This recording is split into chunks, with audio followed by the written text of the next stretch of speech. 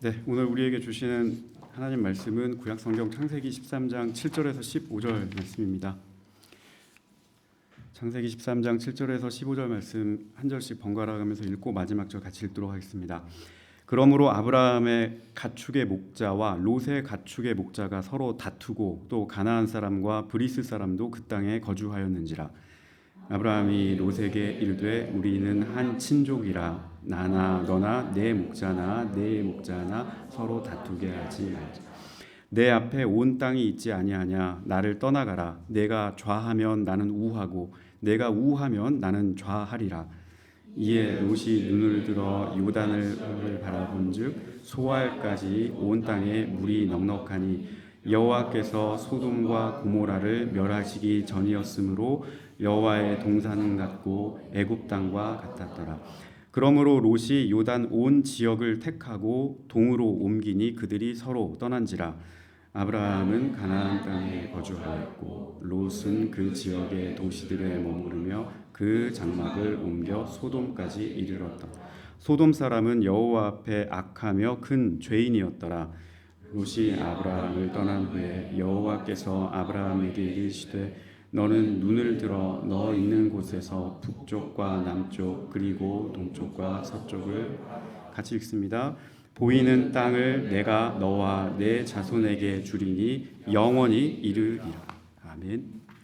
오늘 창세기 13장 말씀으로 여러분과 주님의 은혜를 같이 나누고자 합니다. 창세기 13장 말씀은 하나님의 부름을 받고 본토와 친척과 아비의 집을 떠나서 약속의 땅으로 가게 된 아브람이 처음으로 분리와 그리고 나눔의 경험을 한 내용을 전하고 있습니다. 오늘 본문에 보면 아브람이라고 이렇게 되어 있습니다. 아직 아브라함이 아닙니다. 하나님께서 훗날 그의 이름을 만국의 아비, 열국의 아비라고 하는 뜻으로 아브라함으로 고쳐주기 전까지 그의 본명은 아브람이었습니다. 단순히 아버지, 아비라는 뜻입니다. 누군가의 아버지이고 누군가의 아비라고 하는 가족과 부족, 공동체의 테두리 안에 있는 사람이란 뜻입니다. 아브라함이 본래 살았던 곳도 가나안 땅이 아니었습니다. 아브라함은 가나안 땅에서 아주 멀리 떨어져 있는 갈대아 우르라고 하는 지역에서 살았습니다. 오늘날로 하면 이라크나 쿠웨이트 같은 그 지역에 아브라함이 원래 고향입니다. 가나안에서 멀리 떨어진 곳에 살고 있는데 어느 날 하나님께서 그를 찾아오셔서 그에게 느닷없이 너의 본토와 친척과 아비의 집을 떠나서 내가 너에게 약속한 땅으로 가라 그렇게 말씀하셨습니다. 하나님께서 그에게 지시하신 땅으로 가라는 음성을 듣게 되었습니다. 그런 음성을 듣고 아브라함이 하나님 말씀에 의지해서 길을 떠나게 된 걸 우리는 잘 알고 있습니다. 쉬운 일은 분명히 아니었을 겁니다. 지금도 한국에서 모든 생활권을 다 해외로 옮겨와서 새로운 토양에서 이식해서 살아가는 일이, 적응하고 살아가는 일이 결코 쉬운 일이 아니죠. 그런데 그 옛날 2억 마일리 떨어져 있는 곳에서 자신의 모든 재산을 다 청산하고 그것을 다 짊어지고 생활 터전을 완전히 바꿔서 살아가는 그런 일은 한마디로 말해서 자기의 인생 걸고 목숨을 걸어야 하는 그런 일이었습니다. 눈에 보이는 것도 하나도 없었고 손에 잡히는 증거도 하나도 없었고 오로지 하나님의 말씀만 그에게 있었습니다. 그 말씀 하나만 붙잡고 나한테 투입된 그 말씀 하나만 붙잡고 결단하고 그것을 실행으로 옮기는 모습이 바로 아브라함의 모습이었고 그런 모습이 바로 믿음의 조상이다라고 하는 그의 별명에 걸맞는 신앙의 행동이었습니다. 아브라함이 가나안에 처음 들어왔을 때 가나안 땅 어딘가에 딱 정착하면서 살았던 게 아닙니다. 그가 가나안에 들어와서 정착하지 못하고 이곳 저곳을 배회하고 돌아다녔습니다. 하나님께서는 분명히 그에게 내가 너에게 약속한 땅을 주겠다라고 말씀하셨지만 아직까지 그가 발붙일 수 있는 땅이 없었습니다. 그러다가 이 땅에 기근이 들었습니다. 먹고 살 게 없었습니다. 아무리 농사를 짓고 노력을 해도 소출이 없었어요. 양들과 소떼를 먹일 초지도 부족했습니다. 그래서 아브라함이 남쪽에 있는 애굽으로 잠깐 내려가게 되죠. 풍요로운 땅으로 내려가서 그곳에서 잠깐 기근을 피하려고 했습니다. 그런데 거기 있는 사람들이 아브라함의 아내인 사레를 매우 탐내하는 그런 모습이 있었죠. 그래서 아브라함이 그게 두려워서 자기의 아내인 사레를 누이 동생이라고 속이는 그런 일이 있었습니다. 아무리 하나님께서 그에게 주신 명령이고 또 그의 앞길을 하나님께서 돌보아 주신다고 하지만 그가 인간적으로 실수가 없었던 것은 아닙니다. 언제나 하나님께서 우리를 돌봐주시고 하나님께서 앞서간다 하시지만 그 길이 항상 만사 형통했던 것도 아닙니다. 하나님의 약속을 가지고 있고 하나님의 사람으로 부름을 받은 아브라함도 인간적으로 좌충우돌했고 또 어딘가에 마음을 두지 못하고 신앙적으로도 떠돌이처럼 이렇게 항상 불안한 상태를 안고 살았던 것을 볼 수가 있습니다. 오늘 우리가 함께 읽은 창세기 13장 본문 말씀은 앞에 나와 있는 그러한 아브라함의 어려움을 어느 정도는 이제 극복한 상태에서 아브라함이 만나게 되는 상황을 말씀하게 됩니다. 13장 초반에 보게 되면 아브라함이 아내와 소유물을 갖고 애굽 땅에서 다시 가나안 땅으로 올라오게 됩니다. 근데 이때 자기의 조카인 롯이 그와 동행했다라고 성경은 말씀하죠. 다시 가나안 땅에 애굽에 갔다가 가나안 땅에 다시 돌아와서 아브라함이 처음 했던 일은 하나님께 제단을 쌓고 예배를 드리는 거였습니다. 그가 갈대아 우르에서 가나안 땅으로 돌아와서 처음 했던 일도 제단을 쌓고 예배를 드리는 일이었습니다. 하나님의 이름을 부르고 나의 주님이신 주님을 찬양하고 그분께 제단을 쌓고 예배하는 일, 그것이 그가 첫 번째 도착했던 그리고 다시 귀환해서 했던 일이었습니다. 장소도 같고 예배 드리는 형식도 같고 처음 이 땅에 들어와 하나님께 올려드렸던 그 설레는 마음과 감사로 충만했던 마음, 이런 것과 예배의 모든 것은 다 같지만 지금 애굽에서 여러 가지 시련을 겪고 어려움을 겪고 난 뒤에 다시 돌아와서 제단을 쌓는 이 자리에 그 예배의 마음은 조금 달랐던 것 같습니다. 옛말에 상처는 사람을 영리하게 만든다는 그런 말이 있습니다. 위기를 겪고 어려움을 겪고 그것을 통과한 사람은 더욱더 마음이 단단해지고 삶의 의미를 잘 알게 된다는 격언입니다. 아마도 아브라함도 처음에 좌충우돌하고 자기 아내를 누이라고 속이면서까지 사람들에게 속이고 자기 스스로만 위기를 모면하려고 했던 그런 모습을 통해서 그 마음이 더욱더 단단해지고 깨달음을 얻고 하나님 앞에서 더욱더 경건을 지켜야겠구나, 더 믿음이 깊어졌구나라고 하는 모습을 볼 수 있게 된 겁니다. 그렇게 되면 사람의 시선이 넓어지게 됩니다. 특히 오늘 말씀을 보게 되면 아브라함이 굉장히 넓은 시선을 가지고 사람과 상황을 보고 있는 것을 볼 수 있습니다. 현실에 그에게 또 다른 문제가 닥쳤고 그 문제의 핵심은 갈등이었습니다. 근데 이 갈등과 어려움을 풀어나가는 아브라함의 모습이 굉장히 지혜롭고 또 그 마음이 넉넉하다는 걸 볼 수가 있습니다. 그리고 그 마음과 지혜가 하나님께서 그에게 주신 은혜고 하나님의 마음과 맞는 그런 모습인 것을 또한 볼 수가 있습니다. 첫 번째로 아브라함이 어떤 시선을 가지고 있었느냐, 채우는 것 대신에 비우는 것을 먼저 선택했던 것을 볼 수가 있습니다. 그의 시선이 채움 대신에 비움을 향하고 있었습니다. 오늘 본문을 보게 되면 아브라함과 롯이 서로 갈등을 하게 됩니다. 아브라함이 가진 양과 소가 또 이만큼 있었고 조카인 롯이 가지고 있는 양과 소도 그에 버금갈 정도로 많이 있었습니다. 오늘 본문 바로 앞에 보면 13장 6절 보게 되면 그들이 그 땅에 동거하기에 넉넉하지 못하였으니 라고 되어 있습니다. 소유가 너무 양쪽이 많기 때문에 한정된 공간에서 이게 나눌 수가 없을 그런 지경이 된 겁니다. 같이 이제 살 수 없는 그런 상황이 된 거예요. 제한된 공간에서 필요한 양은 있는데 각자의 필요를 충족하기 어려운 상황이 된 겁니다. 가축도 늘어났고 그 가축을 키우는 종들도 늘어났고 그러다 보니까 나의 재산도 불었고 이런 상황이에요. 번영하고 번성하게 된 겁니다. 보기에 따라서는 번영하고 번성하니까 하나님께 복 받았습니다, 그렇게 얘기할 수도 있겠습니다. 물론 그것도 타당한 이야기지만 오늘 말씀은 번영과 번성이 하나님의 축복으로 끝나지 않고 이것이 바로 또 다른 갈등과 시험을 낳았다고 지금 말씀하고 있어요. 경쟁의 불씨가 됐던 겁니다. 누가 더 자리를 빼앗아가느냐, 누가 더 좋은 위치를 확보하느냐, 이 싸움이 벌어지게 된 거예요. 번영하고 번성하기 전에는, 넉넉했을 때에는 그런 문제가 없었는데 이제 새로운 문제 앞에 새로운 문제를 만나게 된 셈이죠. 응당 그런 곳에서는 당연히 지금도 마찬가지지만 지분 싸움이 벌어지게 됩니다.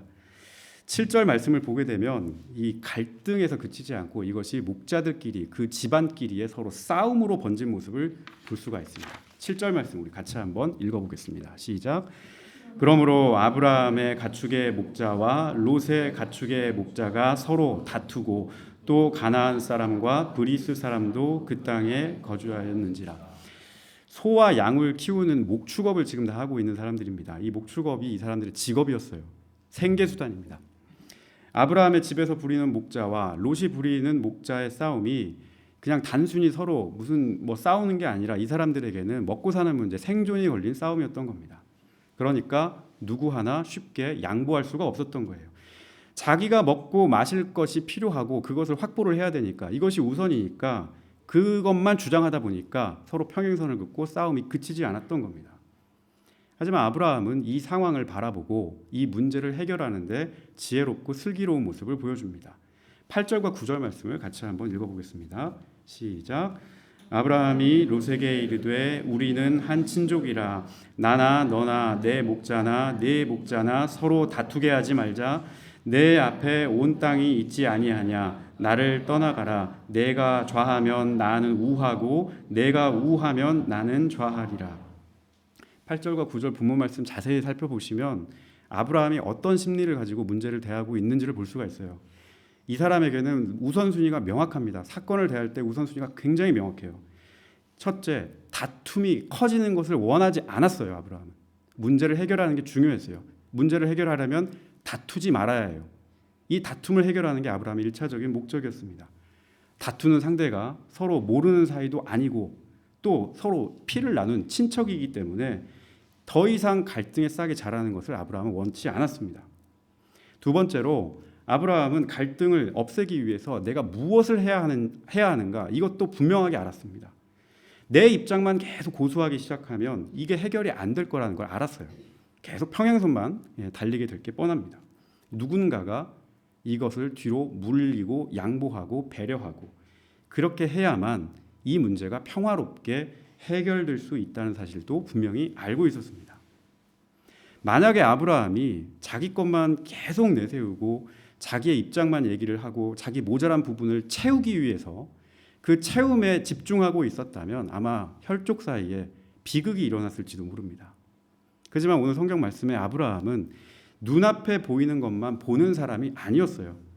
내 것만 채우려고 했던 사람도 아니었습니다. 오히려 그 아브라함의 모습은 자기 것을 먼저 내어놓고 이 내어놓을 수 있는 넉넉한 마음, 자기를 먼저 비울 수 있는 그 비움의 마음을 가지고 있는 사람이었습니다.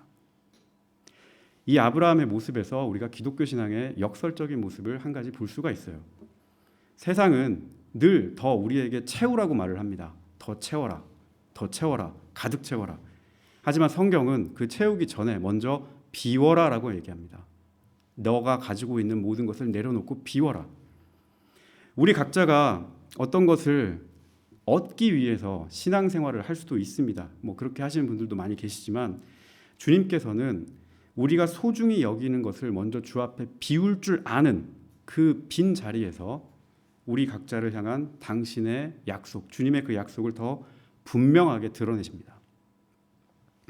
하나님에게서 오는 뜻이 무엇인지, 하나님께서 인도하시는 길이 무엇인지 그것을 배우고 익히고 내 마음에 가득 채우기 전에 성경은 항상 우리에게 먼저 하나님 앞에 너를 비워라라고 그렇게 말씀합니다. 움켜쥐면 흩어지게 되어 있습니다. 쓰고 나누면 더 풍성하게 퍼지는 겁니다. 아브라함의 이 선택, 채움 대신 비움을 선택한 아브라함의 이 선택을 통해서 바로 우리가 믿음의 길을 다시 한번 새겨볼 수 있기를 바랍니다. 두 번째로 오늘 말씀은 롯의 시선과 아브라함의 시선을 비교합니다. 정확히 얘기하면 대조합니다. 10절과 14절에 공통으로 나타나 있는 표현이 하나 있습니다. 눈을 들어 바라보다입니다. 눈을 들어 바라보다. 동일하게 10절에도 나와 있고 14절에도 나와 있습니다. 같은 표현을 사용했지만 두 사람은 서로 다른 세상을, 다른 세계를 바라보고 있습니다. 하나는 사람의 세계를 바라봤다면 다른 하나는 하나님의 세계를 바라보고 있는 그런 모습입니다. 하나는 눈앞에 보이는 세계에 집중했다면 다른 하나는 눈앞에 있지 않은 도래할 약속의 세계를 바라보는 눈입니다. 먼저 우리 10절 말씀 같이 한번 읽어보겠습니다. 10절 시작. 이에 롯이 눈을 들어 요단을 바라본즉 소알까지 온 땅에 물이 넉넉하니 여호와께서 소돔과 고모라를 멸하시기 전이었으므로 여호와의 동산 같고 애굽 땅과 같았더라. 여기 보면 주어가 롯이 눈을 들어 바라봤다라고 그렇게 돼 있죠. 롯 스스로가 눈을 들어서 어떤 땅을 바라봤단 말씀이에요. 성경은 그 롯의 시선을 꽤 구체적으로 따라갑니다. 롯이 처음 바라봤던 지역은 요단 지역이었습니다. 요단강이 흐르는 그 지역을 바라봤습니다. 그리고 소알이라고 하는 그 지역까지 눈을 펼쳐서 바라봤어요.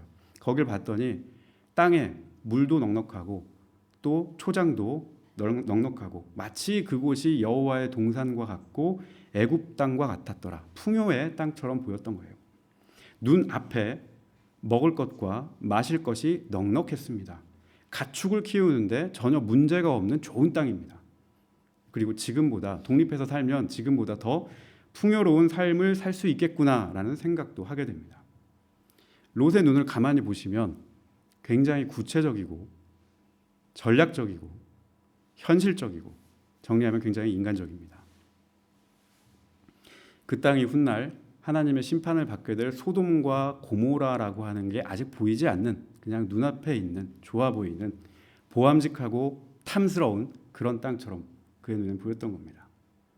그러니까 사실 누구에게나 그렇게 선택해보라고 하면 우리도 롯과 같은 선택을 할 것 같아요. 눈앞에 보이고 나한테 이익이 되고 내가 참 좋아 보이는 그런 땅을 선택할 것 같습니다. 그런데 오늘 성경에서 말씀하는 내용은 그런 땅이 하나님의 약속과 무관한 땅이다라고 지금 말씀하는 겁니다.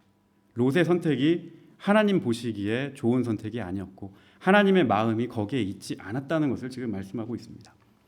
자, 그럼 아브라함은 어땠을까요? 아브라함은 14절을 보게 되면 아브라함에게 하나님께서 똑같이 눈을 들어 바라보라고 말씀합니다. 14절과 15절 말씀 같이 한번 읽어보겠습니다. 시작. 롯이 아브라함을 떠난 후에 여호와께서 하나님에게 이르시되 너는 눈을 들어 너 있는 곳에서 북쪽과 남쪽 그리고 동쪽과 서쪽을 바라보라. 보이는 땅을 내가 너와 내 자손에게 주리니 영원히 이르리라. 방금 전 10절에서는 롯이 스스로 머리를 들었지만 여기 14절에서는 하나님이 아브라함에게 명령해서 눈을 들어서 바라봐라 이렇게 말씀하고 계시죠. 또 가만히 보면 롯은 구체적으로 요단 동편을 보고 소알 땅, 그 땅이 어떻다 굉장히 구체적으로 그 땅을 바라봤지만 하나님께서는 그냥 눈을 들어서 북쪽과 남쪽, 동쪽과 서쪽을 바라봐라 굉장히 추상적으로 말씀하고 계세요. 무슨 전략이 있는 것도 아니고 무슨 구체적인 답이 있는 것도 아니고 뚜렷한 생각이 여기에 나와 있지 않습니다. 그냥 너가 서 있는 곳에서 지금 너가 있는 그 자리에서 내 발 딛고 있는 그 삶의 자리에서 내가 베풀 앞으로 너에게 임할 경계도 없고 넓이도 모르는 그 사방을 바라봐라 라고만 그렇게 말씀하실 뿐입니다.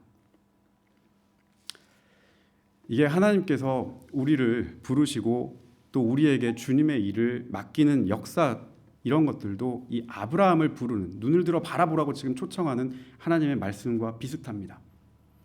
하나님께서는 우리를 부르실 때 엉뚱한 곳에서 부르시지 않고요. 우리 각자가 처해 있는 그 상황에서 그 삶의 자리에서 우리를 부르십니다. 그 자리에서 눈을 들어서 내가 너에게 역사할 그곳을 바라보라고 지금은 그냥 동서남북 어딘지 잘 모르는 그 넓이도 모르고 그 폭도 잘 모르지만 주님의 그 광활하신 뜻을 바라보라고 우리에게 말씀하고 계신 겁니다. 예수 믿다 보면 가끔 환경 탓을 하곤 합니다. 내가 처해 있는 환경이 뭔가 조금 마음에 안 들고 뭔가 좀 부족하고 여러모로 마음을 흡족하게 하지 못하는 그런 일들이 참 있습니다. 나에게 있는 이러한 조건 저러한 조건이 좀 바뀌면 다 해결될 수 있을 텐데 라고 하는 생각도 듭니다. 롯처럼 지금 내 눈앞에 좋은 땅이 펼쳐지면 내가 거기를 갈 수 있을 텐데 당장 내 재산을 불릴 수 있을 텐데 내가 지금보다 더 풍성하고 풍요롭게 살 수 있을 텐데 나에게 가시적인 성과가 나타날 수 있는 곳으로 가면 지금 이런 모든 문제가 다 해결될 수 있을 텐데 그렇게 생각하곤 합니다.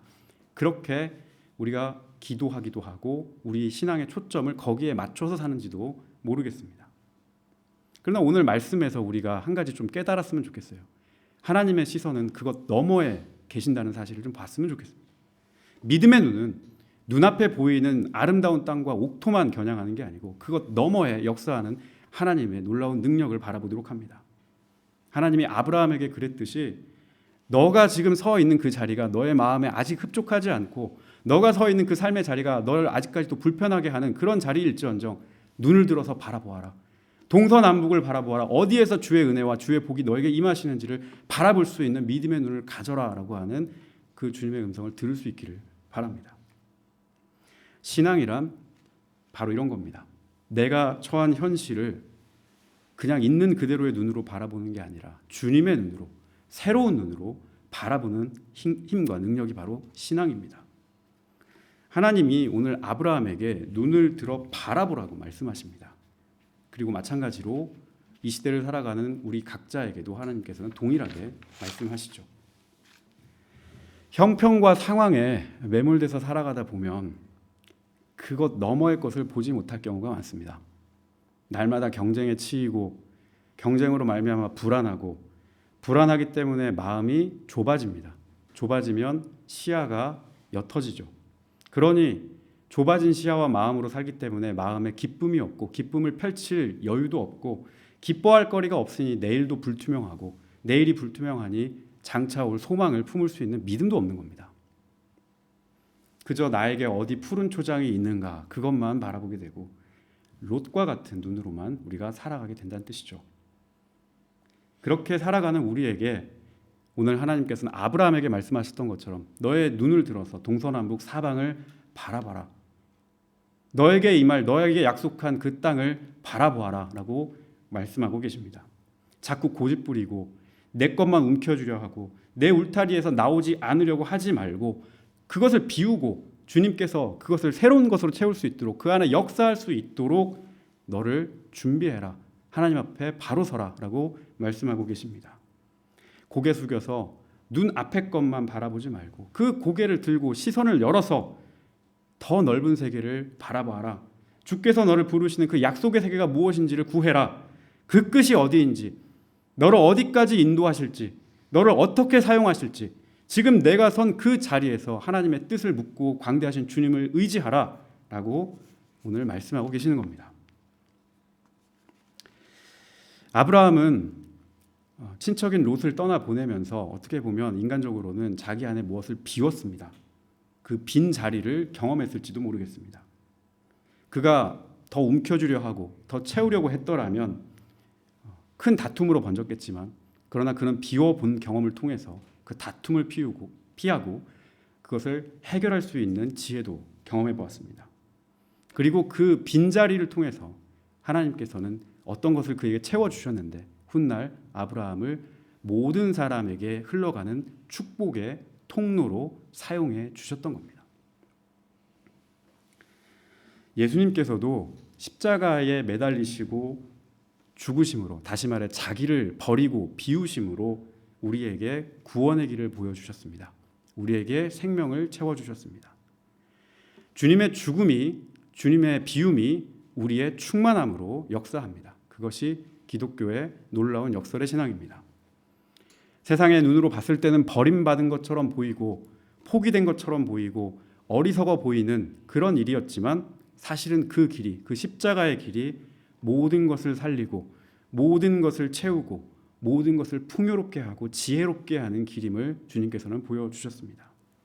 이것이 바로 우리가 믿고 고백하는 예수 그리스도의 신앙, 기독교 신앙의 진리입니다. 오늘 하나님께서도 아브라함에게 그것을 미리 보여주신 것 같습니다. 하나님이 아브라함에게 네가 옳다, 더 쥐어라, 더 챙겨라 이렇게 말씀하지 않으시고 눈을 들어서 한 단계 더 넓은 세계를 보아라. 눈앞에 보이는 파도만 바라보지 말고 그 다음에 올 두 번째 파도, 세 번째 파도가 무엇인지를 네 안목을 가지고 바라보아라. 믿음의 눈을 가지고 눈을 떠라. 그렇게 말씀하고 계십니다. 비워야 여러분 채워집니다. 멀리 바라봐야 지금 한 걸음을 옮길 수가 있습니다. 눈앞의 것만 바라보면 내 앞에 있는 게 살얼음판인지 무엇인지 그것 따지고 있다가 걸음을 옮기지 못합니다. 비우지 않고 내가 채우려고만 하고 가지고 있으려고만 하면 그 탐욕으로 말미암아 지금까지 쌓아놨던 것까지도 잃을 위험이 있습니다. 하나님께 우리가 내려놓는다는 이 말은 하나님께서 역사하실 자리를 우리 마음 가운데 준비해 놓는다는 그런 뜻입니다. 하나님께서 아브라함에게 하셨듯이 지금 이 시대를 살아가는 우리에게도 동일하게 그 빈자리를 채워주실 줄 믿습니다. 우리는 없는 것처럼 보이지만 주님께서 그 빈자리를 더 주님의 복과 주님의 은혜와 주님의 계획으로 가득 채워주실 줄 믿습니다. 이것이 우리가 오늘 고백하는 믿음의 비밀입니다. 이 믿음의 비밀을 우리가 다 알고 하나님 앞에서 항상 겸손하게 나를 비우고 그리고 내 안을 충만하게 채우실 하나님의 역사를 기대하고 바라보는 우리 모두가 될 수 있기를, 그리고 이번 한 주를 살아갈 수 있기를 예수님의 이름으로 축복합니다. 말씀을 맺도록 하겠습니다. 같이 찬양한 곡 하시고 같이 기도하시도록 하겠습니다.